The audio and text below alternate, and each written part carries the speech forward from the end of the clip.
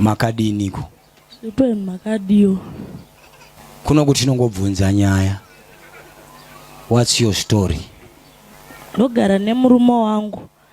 Saka murume uyu ari kundisema mazuva ano, mhino zvaari kuita arikundisema. Haasi kurara mumba, kudya chaiko hasumbo kudya mumba. Toshaura kuti zvakabva kupi. Pana ndine nhumbi yemwana uyu towirirana zvakanaka naka. Asi izvezvi pandakangosununguka mwana zvakabva kupi. Zvinhu zvinongondirwadza izvozvo. All right. Dambudziko randivhundutsa nekuti pese apa taiwirirana izvezvi hamhinoti zvakabva kupi. Hallelujah. To say this is a diamond and this is gold. We cannot just point to every stone and say it's a diamond.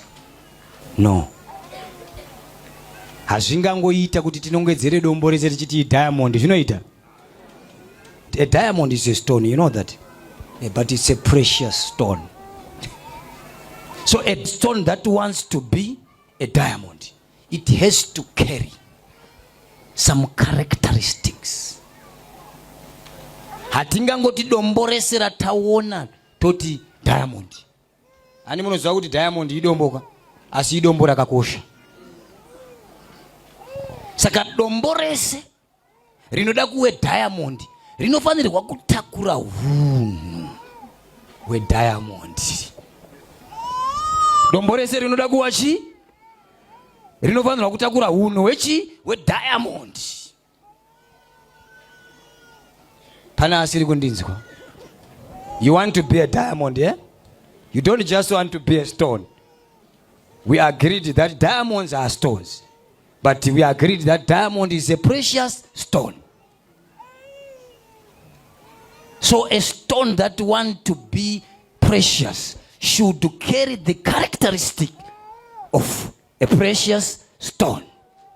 Ukasada kutakura hunhu hwedombo rakakosha, uchaita dombo riya rekuti kana vanhu vakanga vachi when they are digging masoka ways vanoenda mutara matombo ari papo.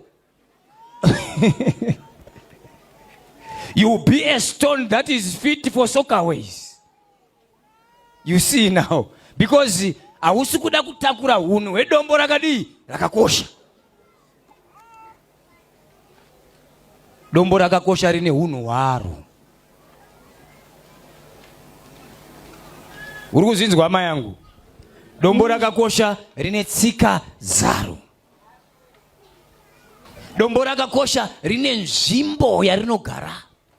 You cannot find diamond everywhere. Pana asiri kundinzwa hapo.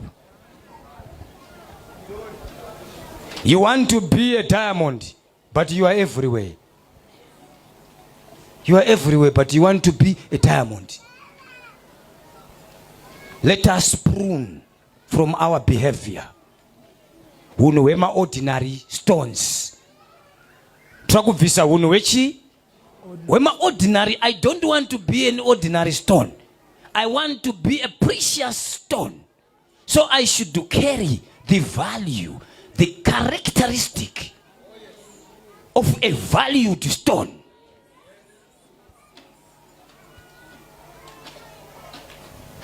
Now, when you carry hunhu hwacho iwo, even you have never seen diamond before, but I want to tell you one thing. The day you shall see the diamond, you will stop. Hausati wakariona diamond, hausati wakaribata goridhe, haurizivi. Asi ndoda kutaura chimwe chinhu. Gore rachazongoti goridhe bam, maso mako uchatombomira. Uchatomborida iso. Uchatomboribendengura uchitsinzinira so. Ndarine humwe hunhu hausina kubva wakaona. Saka harisi dombo rekuti unofura uchitsika unomira baba, chero uchimhanya kupi unomira. Chero wakanonoka sei kana diamond rapenya apa unotombomira. Rine humwe hunhu husina mamwe matombo, rine humwe hunhu husingaoneke pese pese, wekuti everyone rinotora attention yemunhu wese, chero angave murungu, angave muchina, angave munhu mutema, rinotora attention ya everybody. Dombo rinokosha. Pane asiri kundinzwa? Pane asiri kudi? You want to be a businessman, but hausi kutakura kahunu wema businessman. Hauna hunu washu. Ngoriwo dombo riri ordinary. You want to be a successful person. You are not carrying kahunu wacho wewanhu wakabudirira ka. Tinotanga tatakura hunu. Hallelujah. Vakadzidza science vanototi matombo aya anochinja kuti azove diamond. Amwe anobatsirwa nehiti, mamwe nei, mamwe nenguva. Vanototi dombo riri diamond harina kutanga riri diamond, rakaenda richidi richichinja kusvikira rashi raakupinda mumba makwini. Baba, dzimba dzedu dziungaone diamond iwe ndiwani? Rinowanikwa kumba kwani? Kwakwini. Pawatoriona riri diamond kana goridhe, panze pacho dzinenge dzakabatwa baba, pfutika, dzine mabara ekuti dzikatanga kurira baba ka tese tiri pano tinorakashwa ikangotenderedzwa kahwaniso. Ko futi iri kutsvageya apa mune goridhe mukati umu. Mune dombo rakada kutakura hunhu wakakosha wekuchengetwa nepfuti.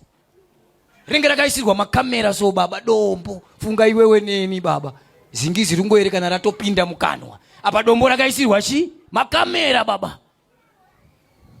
Munhu ari pano anoda kuzowa somebody mangwana, tanga kufambira process yacho. Uchibvuma kuchinjwa pichana pichana. Zvinotora years kuti dombo rizowa madiamonds according to science. Zvinotora makore. Saka munhu ari panapa ari kuda kuchinjwa upenyu hwake chitotanga kupinda muprocess yacho. Panopera gore unenge watwa pane imwe nzvimbo. Usarambe wakamira padombo riri ordinary. Dombo riri ordinary kwaro ndiko kuma septic ikoko. Kana kuti nonga imatombodzero wenyoka yo. Kwaro ndere kurowa chi? Nyoka. Rikapedza kurowa nyoka hapana acharifunga. Kwakumirira next panowanikwa imwe futi chi? Imwe nyoka. Hallelujah. Takurai hunhu hwekwamuri kuda kuenda. You have started your company. Yes, we know you don't have office. Things are still down there. You are called for a quotation. We want you to quote us here. Right. We know you are a builder. We know. You just wake up without brushing your hair. Wakutongo torawo chimwe chibhuku chakamborasikira maheu wosvikowonyora imba yauyu. Wobva wanyora kuti basa riri panapa ndere 150,000 pachipepa chakarasikira maheu. Iwe. Even uri professional builder akaita sei, even uchiziva basa rako rakaita sei, munhu abata bepa anotanga kudhauta kuti tsana 150 yavari kunyora iyi, iwo wachiuya nechibepa chakarasikira maheu so. Hauna kutakura hunhu hwemunhu arikuda kubudirira. Munhu arikuda kubudirira achishedzwa kuti kuno kutura kuwaka chikoro, takanzwa kuti munogona kuwaka. Kana asina boots anonokweretawo pa next door mbondipawo boots. Kana asina sutu anonokweretawo sutu pa next door. Woendawo kune wanotaipa waye wotaipirwa mushe mushe zoiswa muchi kana ukachisvika nevanhu so uchibvisawo chinhu chakataipwa chero usina computer, vanotanga kuti dzakarongeka. Ngatitorei hunhu hwekwatirira kudii kuenda. Mazvinzwa here vasikana? I'm with you. Right. Here. There is no witchcraft. Hapana kuroiwa hapa. There is no witchcraft, no witchcraft. No witchcraft. I want to help you. Because so many people today, they deny, they live in denial. They want to blame someone for their failure. Let us help you today. How old are you? 21 years. Good. Very young? Very young. Okay. There is a bucket behind the door. What is this bucket for? Bucket iri kwatinogara isusu. Matelets acho ari kure saka kubuda manheru. Saka tinongorasira mvura manheru. They are using this bucket, Prophet, as a toilet bucket because their toilets are far. Okay. I understand. Once we see Papo. I understand that there is a makeshift toilet in the room. Maybe we don't know the area you live. Maybe there are robbers, maybe there are people, there are murderers, so maybe it's a risk getting out of house to a toilet. But let us look at it. Where is the bucket like now? Bucket now, like now I'm speaking. Ririko kuseri kwedoor. Ndarasa hangu mvura yacho bandaridzosera kuseri kwedoor ikoko. You see. The bucket say maybe door, this bucket is a makeshift toilet. I think it's good that when you empty the bucket in the morning, you wash the bucket and leave it outside. Zvakakosha kuti mukarasawo bucket iri munorigezawo murisiwo panze pemba. Hatingamupa mhosva yekuisa chimbudzi chake kuseri kwedoor. Zvichidawo nharaunda yaanogara pamwe inobatwa vanhu pamwe inopondwa vanhu. Ende hazvishamise nekuti takakura tichizviziva. Haleluya. Asiwo kana zvadaro zvakuda kuti kana kwachena ndobvisa chimakeshift changu chiya ndochiisa uko ndobva ndachigeza. Chosara chiri kuko chichimbofefeterwa nemhepo yenyika chiri kupi? Hallelujah. Your husband, you saying now my husband is not making love, is not eating the food because you look dirty to him. You look dirty. Your husband is very smart. I'm seeing your husband standing on the mirror wearing sunglasses. Ndikuona murume anotsvinda anogeza achipfeka mabonifera magirazi. Asi kwamuri akuti munenge muri kuita kunge musiri kunyatso ku. You are looking like a 79-year-old. Huh? Kwaari makuita kunge chembere. So this is all about cleanliness. Go and clean the house. You see, there is this. You see this color. What's on bed with this color? This color yakada iyo mayona pambeda. Yaoneko pambeda. Iripo color blue. What's that? My sheets. Okay. When was the last time you changed them? Anzi makapedzera kumachinja hori nemashitsa. Ane 3 weeks. Say, kuita 3 weeks musati machinja mashits chi. You see? Saka murume wako haasi kukusema ba. Iwewe hausi kutakura hunhu wekusada kusemwa. Uri kutakura hunhu we ordinary dombo. Rinoshandiswa mumasoka way. Nekushandiswa kuponda nyoka. Chitakura hunhu wedombo rakadi rakakosha. Unokosheswawo. Ipo panapa kungonzi pabuda diamond panapa tinotanga kupa dzipana apa. Ndapabuda dombo rakadi. Saka ukada kukosheswa takura hunhu unoita kuti vanhu vakudi. Enda unoti anochinzwa mazuva manganiko mashitsi. Pane angati batsire here matombo akakosha aripo here kuna namai uko. mashiti ukaisa nasi 3 days 2 days unenge wakutomachinja saizvezvi kuri kupisa. Wazvinzwa here mwana wamai? Your sister is saying you should change mashiti woisa your sheets 2 or 3 days. Rinooma within a day wakutoisa rimwe. Mashisi anoda kukawacho after 3 days. After 3 days. Saka I think because avataura 3 days avataura wawa newangani?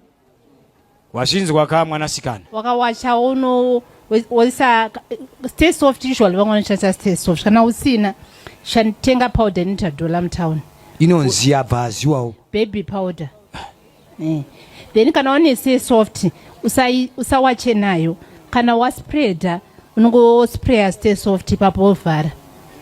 Wapanzwisisa ka? Izvanzi ndezvechi?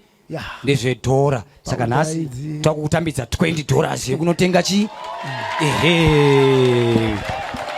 Tambidzei $20 anotenga mapauda ake.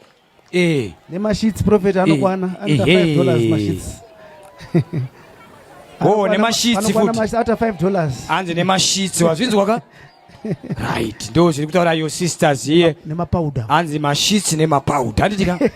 Right. Tura kuti uone kuti hapana mweya dzetsvina. Because pane pamwe pano pekuti you waste energy. Uchisvika uchinzi mweya dzetsvina dzisingade urorwe, mweya dzetsvina iwe uchisiya hako bucket iri kuseri kwechi? Kwedoor. Iwe uchisiya hako mashits ari kupi?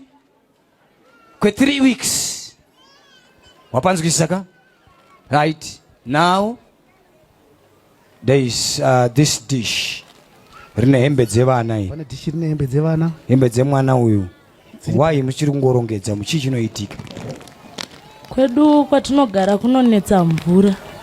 Saka ndinoti pandoi nongochengeta 2 days. Ndo handazowacha kana ndatenga mvura. Okay, tomubatsirawo sei vana amai? Makadi sangano. Wadaire ivo.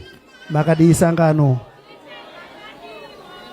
Chekutanga ndichiteerera kubva paataura kuti asati aane mwana murume aimuda akanga asina dambudziko zvakanyanya, but paakazoita mwana ndopabva pavamba dambudziko. Ini sokuona kwangu paita zvinhu zviviri zvitatu. Panoti mukaka chaiwo kana munhu chiyamwisa, munhu anoyamwisa haachinji mashisi nguva dzakafanana nedzinogara munhu ari singu. Kune munhu pamashisi kunoti munhu ari singu, kunoti munhu ari married asina mucheche, kozoita munhu ari married ogoita mucheche. Wema wandataura hwasangana hwakawandisa. Saka anzi paane bhomba.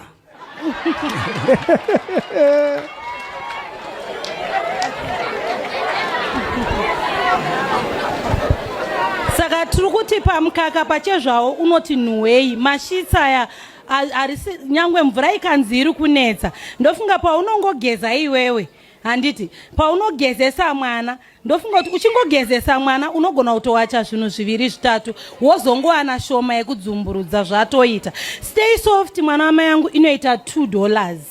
Inonzi refill yaya inoita $2. Ichita $2 haiperi nezuva rimwe chete, unogona kutoita masvondo matatu chingodira tushoma. Zvinenge zvatotita kuti wema uya wakawanda watataura uya unokavhika. Thank you so much. Kana uchishandisa rumu imwe chete, ndiyo kitchen, ndiyo bedroom, ndiyo dining, kumwe kukapedzwa, mashitsi unowacha zvako mazuva awataurirwa. Paunowacha mashitsi iwayo muzukuru nemagumbezi ako ese anomboiswa panze pazuva just for airing. Mumba mako motsvairwa, wovhura mahwindo, iwe wogeza, wozoisa mashitsi ako. Kana une 1 pair ukangoiwacha kuseni mazuva anokuri kupisa, ne30 minutes anenge aoma, magumbezi ako panze, wotsvaira mumba mako, wokorobha neairing yawataurirwa iyoyo. Mumba mopinda mhepo, wotanga kuwaridza mashitsi ako, wodzorera magumbezi, wogeza zvese zvawaudzwa woita mumba mako monaka. Gogo vanofunga vakanetsa kare avaregai tiwape drink. Nemucheno nemucheno unofunga makanetsa. Maita basa nemazano aya. Maita basa chaizo. Anzi haasi ega iyeyu. Makazara zvimabhaketi mudzimba menyu. Anzi zvakakosha kupota muchimbobvisa machira aya achimborohwa nemhepo. Anzi zvakakosha. Haleluya. Mari yawakapiwa neThursday kuti ugadzire musoro, wakadii kugadzira musoro? Uyu ndakapa shamwari yangu yakandikweretawo mari. Murume wako anda kuona munhu akagadzirwa musoro. Kana akupa mari yekugadzirwa musoro, enda unodii? Wombomira zvekukweretesa kana zvekumbadzurisa vanhu. Wapanzwisa ka? Saka panapa apa haisi kuti murume ari kukusema chienda unoita zvatabatsirana izvi. Handitika chibucket chedu chiya ukamuka kumafofo chikanda kunzo uku uchigeza ikoko. Chibucket chinogezwa sei iko? Chimangotora zvimwe ko chibucket ichi chinoiswa futi mati stage stay English yoyo. Mapaude. Haleluya. Amen. Hapana, pasi kuda munamato. Zinzwa tikatokunamatirawo tingokunamatirawo semunhu anongotenda kuda kunamatirwa.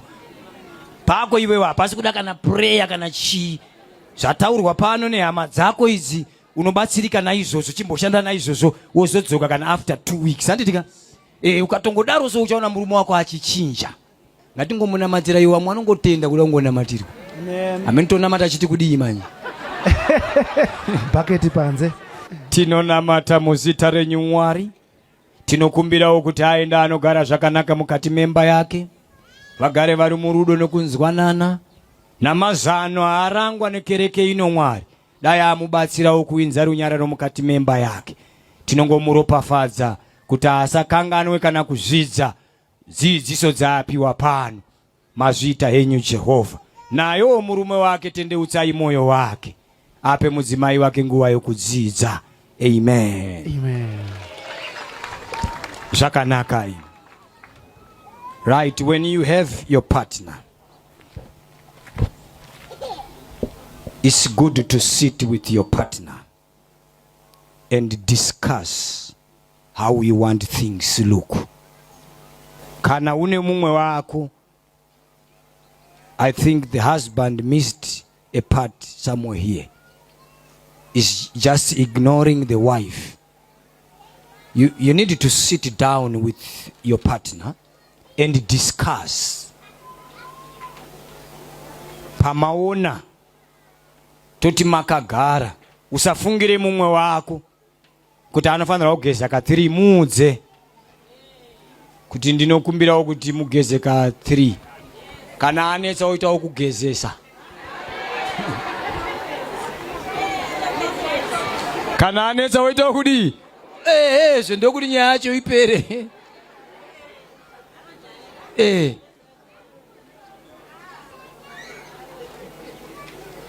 Hazvichanetsa mazuva anaya. Kungosimudza munhu ogadzika mutabhu. Baba garai apa kana mai garai papi ogezesa. Zvichapedzisira zvapinda chete muropa. Uchatozoona aya kutanga kuti ndauda kugeza ka 4. Saka murume wake ndamushora chinhu 1. Haana kucommunicatawo nemumwe. Saka varipo hama dziri pano dziri kuita dambudziko rekusakomunicata nemumwe. Yes. Usafunge kuti mukadzi wako anofanirwa kubika zvakadai. Gara pasi naye womuudza kuti inini ndinoda kubikirwa zvakadii. Chero ukaita murume muprofita angaite basa rekuprofita zvamuri kuda. Mweya waMwari haungashande uchidaro. Handitika? Yes, chero ukaita mukadzi muprofita haangafamba achiprofita kuti baba nhasi wada kubikirwa chimukuyu. Mweya waMwari haungashande uchidii. Saka hama dzangu dziri pano, zvakakosha kudiscussa. Be open with your partner.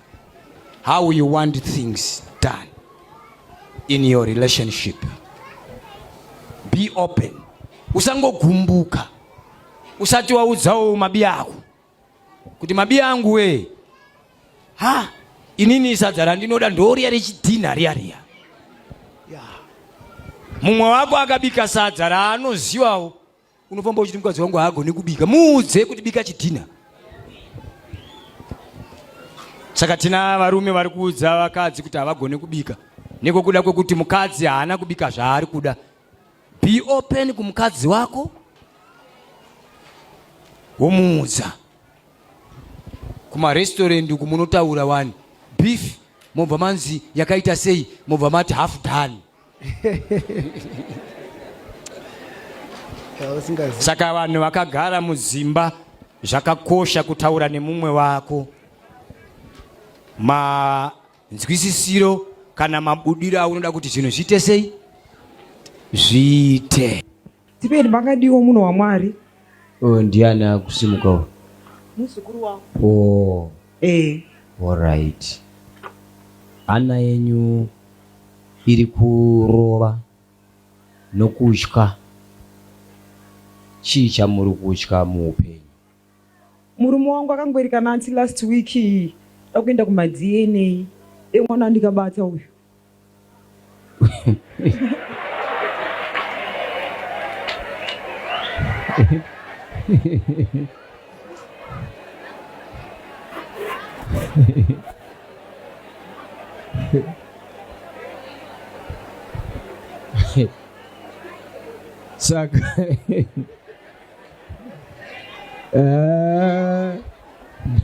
Saka muri kutyei kana baba wemwana wati tula kuenda chi? Muri kutyei saka? Pane musikanzwa ndikamboita prophet ndichibva ndazobata pamuviri pemwana uyu pane munhu andaifambidzana naye.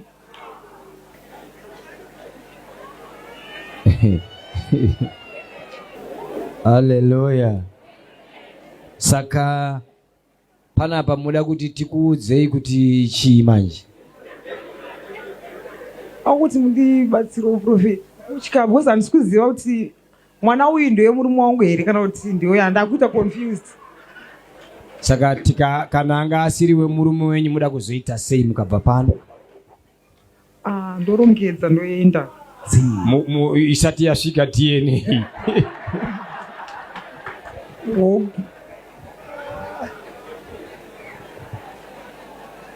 Chatinodyara chese chinoswera. Rega kudzvara mbeu dzausingade kuona mangwana. Dzvara mbeu dzaunoda kudii? Kana usingafarire minzwa usadzvare minzwa ichadii? Chabuda igotanga kuzokubaya. Kana usingafarire zvifeso uchiziva kurwadza kwezvifeso aikona kudyara chii? Chese chapinda muvhu, ivhu rine tsika yekuzochisviba chomera. Asika ndiri kuona dziviriro kapa, saka mukuvhunduka sei makanga panga pane dziviriro pamusikanzi wavo? Musi rakangokutsikawo. Mati rakaita sei? Rakatsemuka mumwe musi.